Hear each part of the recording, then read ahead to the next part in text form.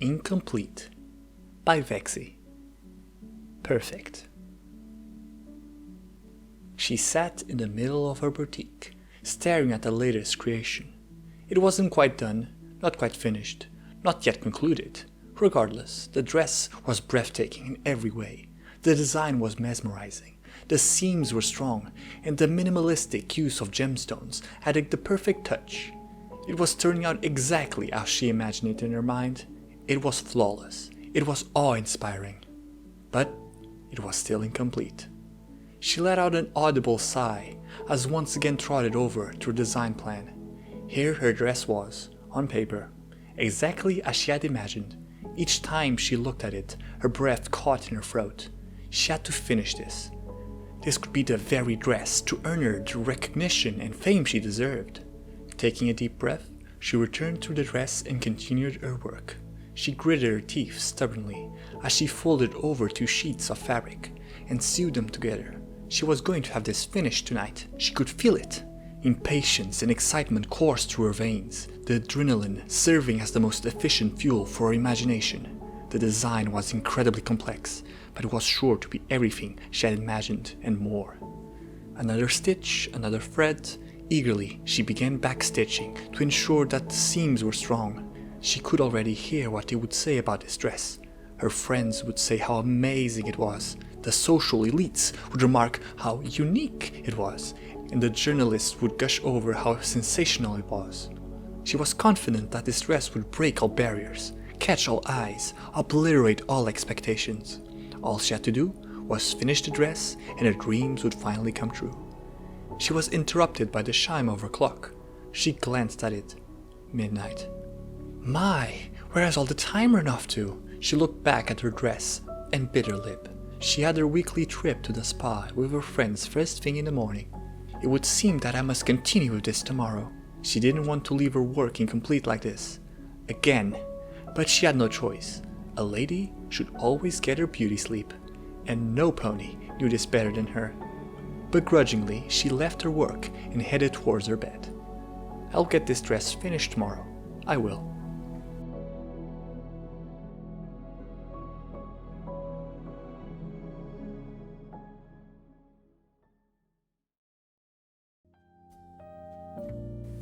Why, thank you, Rarity, her friend said as the two approached the boutique. I had a lovely time as always. I'm sure I can find some way to repay. That won't be necessary, Fluttershy, she chuckled. You say this every week. I absolutely insist that the spa is on me, as it were. Her friend smiled politely and looked away. You're too generous sometimes. And you're too kind, she chided her friend. Perhaps the afternoon next week? If it's not too much of a bother. Of course not, she replied. I hope you have a good day, Fluttershy, but I really should go. I have a project that I simply must finish. Okay. She smiled and nodded before turning around to walk into the boutique. Once inside, she took a deep breath. The spa had worked wonders with relieving the pent-up stress that she didn't even know she had.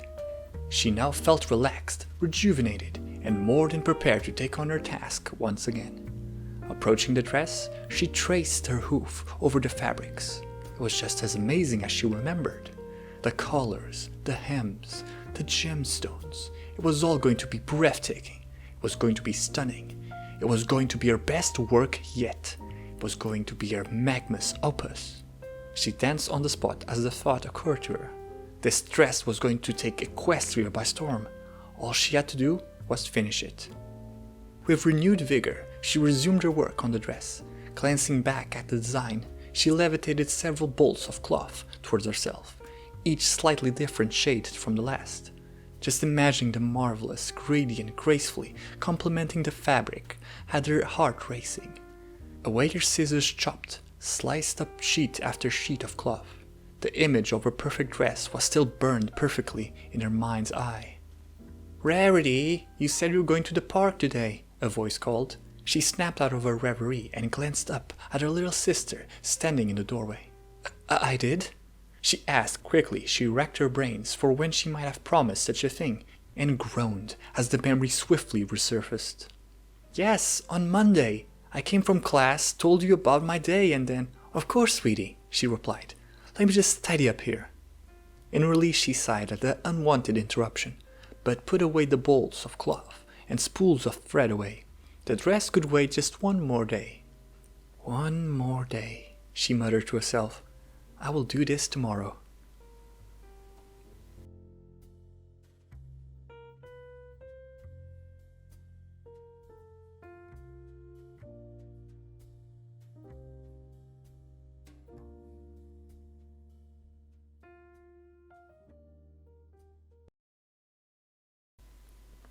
One week later.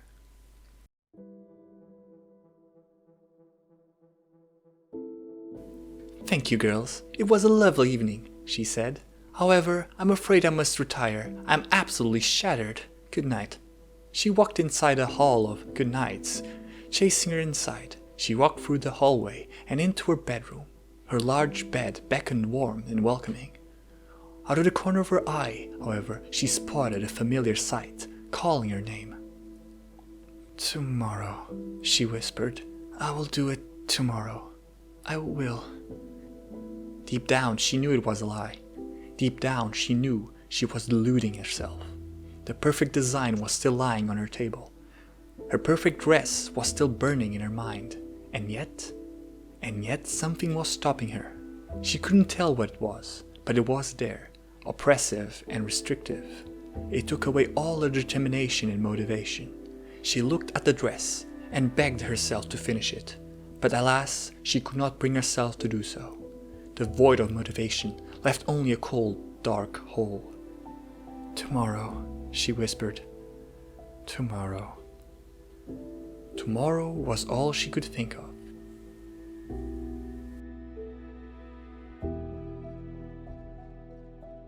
One month later. She sat in the middle of her boutique, staring at her latest creation. It wasn't quite done, not quite finished, not yet concluded. Regardless, the dress was amazing in every way.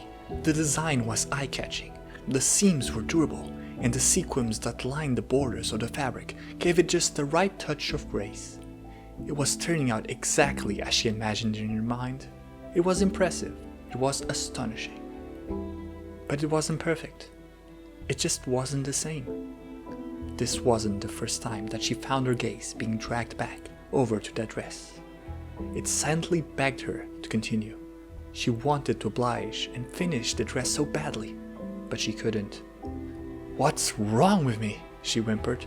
Not for the first time, she walked cautiously over to the dress. With an enormous amount of care, she delicately ran her hoof across it.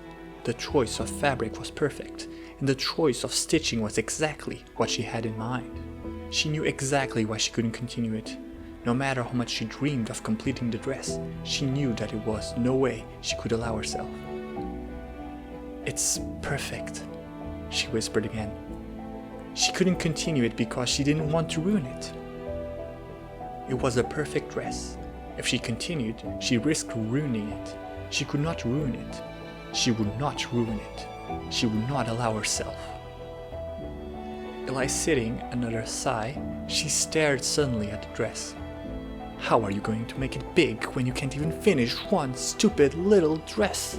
she hissed in frustration. It wasn't one stupid little dress, however. It was her greatest project, her magnus opus. This had to be done right. This had to be done perfectly. There was simply no room for error. And I'm not going to make that error. She hardened her resolve. She could do this. She just had to focus and put her mind to the task. She'd many dresses before, and she was going to make many dresses more. This design may call for high ability, but she was more than prepared to rise and meet the expectations. No more procrastinating. With that thought taken care of, she grabbed her bolts, fabrics, spools of threads, and began to continue her work. Thread by thread, she murmured, weaving a thread through the 2 strips of cloth with the utmost care. She delicately measured the stitches, ensuring that they were perfectly spaced out, yet close enough together to ensure the dress had no chance of ripping. The strength in the dress came from the seams after all. Snip by snip, She brought her scissors down and carefully sliced through the fabric along a line she had drawn at some point over the last month, stitching them together. Bring the next layer of fabric over to her dress. She measured the sizes, making sure the cloth was correctly facing. Everything had to be perfect. And it was going to be perfect. She found herself smiling. She was doing it. She was completing the dress, and it was turning out exactly as she'd hoped. If she pushed herself, she was sure she could have it done that same night.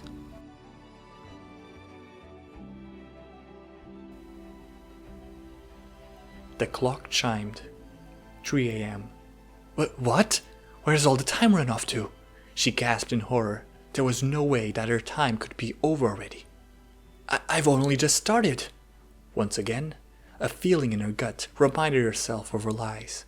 She hasn't even close to completing her dress. She had spent the last 3 hours doing little other than staring at her design, pondering its potential, imagining just how each pony she knew would react to her splendid creation.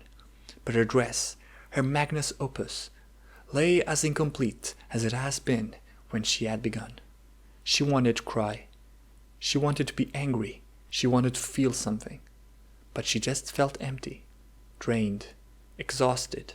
She couldn't even bring herself to feel anything other than apathy. What's wrong with me? She rubbed her hoof against her temple, trying to clear her head, but her chest still felt just as heavy. She didn't feel ill. She didn't feel stressed. And she didn't feel depressed. I feel empty. She took a deep breath in, but not even a lungful of air could fill that hole.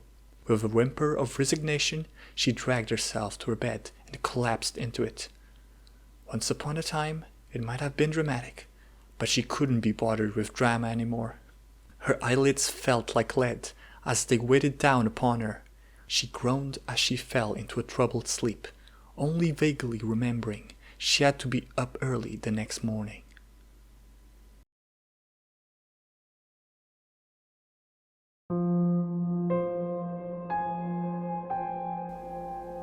One year later. Rarity? A voice called. Rarity, are you up there? She couldn't answer. She didn't want to. You don't come out much, the voice continued. We're kinda worried about you. Somehow she managed to find her voice at this. I'm fine, she declared confidently as she continued to stare at the design. I will finish it. Will you come out, Rarity? She considered the proposal. It seemed so tempting. A chase to see her friends again. She really did love her friends. But that would mean less time spent completing this dress. And I can't have that. I'm afraid I'm rather busy with my orders at the moment, she replied. Perhaps tomorrow? There was a moment of silence as the pony considered her counter-proposal. Do you promise you'll be there? Of course, she responded with a hint of hesitance. After a few seconds of silence passed before a sigh of resignation came from the other side of the door. Okay, the pony sighed. She closed her eyes and counted the hoof steps as they faded away down the hall. I promise you that I'll come out as soon as I finish this dress. She longed for something dramatic to follow that statement, a single tear to roll down her cheek, her heartbeat to quicken, adrenaline to race, jaw clenched, eyes squeezed shut. Nothing. She felt nothing. She let out another sigh of defeat, the same one she let out 100 times before, but which she had somehow managed to find its way back into her lungs again. Walking over the paper design, she traced the hoof along the contours. It was truly a spectacle, a remarkable phenomenon that only she would ever know. The perfect dress existed only in her imagination. She knew that now. She trotted towards the dress and eyed the perfect design enviously. How could her past self be more skilled than she was now? That didn't make any sense. She considered destroying it, burning it, starting over and designing the perfect dress from scratch. Surely there was no better way to ignite the dead spark within her, but the idea was dismissed as quickly as it was summoned. She could not bring herself to destroy her own work. It was the same reason why she hadn't given up. She couldn't give up her work. To do so would mean that all that time would be wasted. that the past year had been all for naught. She could not let that happen. So instead, she did what she always did. She stared. She watched her dress with hungry eyes, hoping that one day it would rise up and finish itself, just like it did in her imagination. Everything seemed to be better in her imagination. Reality was brutal with its cruel revelation that life isn't fair and no pony was spared any mercy. She let out another sigh and trotted over to her bed. Perhaps some shut-eye would help her clear her head. It was another lie she told herself 100 times before. Each time she lay down in her bed and hours of her life flashed by. She lay on her back, staring up at the ceiling of her room. Unfortunately, there was no inspiration up there to be found. She had already checked. Instead, she emptied her mind of all thoughts, but the white ceiling had filled her vision, and she found it most pleasant. She let out her mind wander.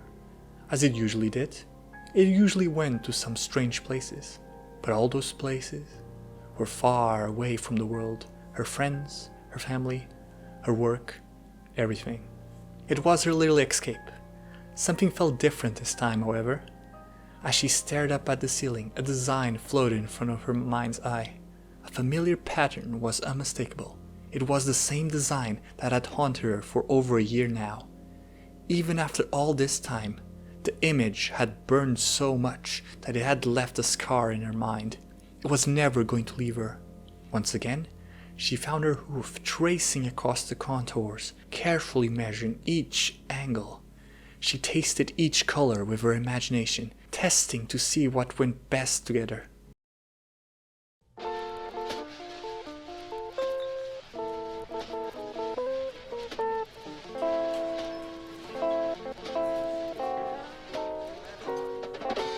And then, suddenly it hit her. "I've got it!" she cried. "I've got it, I've got it, I've got it! By Celestia, I've got it!" She leaped out of the bed and dashed towards the design sheet, her mind abuzz, her heart pounding erratically. Within seconds she felt more alive than she had ever done in the last year. It was all so clear now. "Purple, not blue!" she gasped. "What was I thinking?" Multitudes of threads floated off the floor and pulled together on her desk. Dozens of bolts of fabric flung out and arranged themselves in the air. Her magic only seemed to grow stronger as she became more and more determined. Within seconds, her room was brimming with fabrics, threads, and magic. "More violet!" She cried furiously, taking measurements and slicing great sections of fabric. They raced around the room in a furious tempest, and erratic fibers darted through the air, piercing the fabrics in a frantic dance. Yes! 5 more pieces of fabric joined the first, and together they swirled around to become one with her dress. 2 spools of thread waltzed over the dress and began to stitch each part together. Her magic turned the pieces inside out, forming perfect hems, perfect fabric, perfect stitches. This will be perfect! She couldn't hold her delight any longer. She let it fill her up, filling the dark hole inside her. In an instant, the hole was gone, and she was free. A genuine smile, wider than any other, threatened to stretch her perfect skin. It was perhaps on par with even Pinkie Pie. She was so close now. Another few stitches, another few hems, in and out of the fibers weaved. A dozen tiny amethysts floated past her head. With surgical precision, she placed them in neat rows, just like it was in her design, just like it was in her imagination. Her breath came in short gasps. She never felt so alive. Finally, she could say she had achieved perfection. Finally, she could say her magnum opus was ready. Finally, she could say that her dress was